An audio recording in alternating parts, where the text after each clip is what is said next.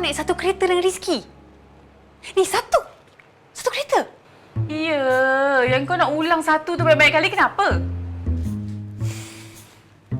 Kau dengan dia dah baik balik ke? Ha?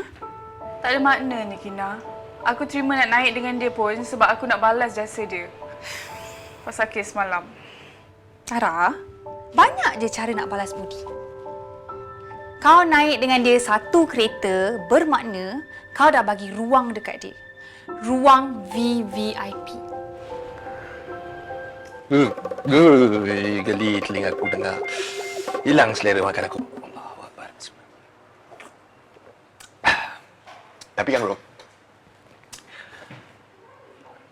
kali ni baru aku betul-betul nampak yang kau betul-betul cintakan Amara. Dan aku doakan supaya Amara pun dia akan terbuka pintu hati dia untuk kau. Okay? Itulah, kau doa-doakanlah aku. Ya, insyaAllah. Bro.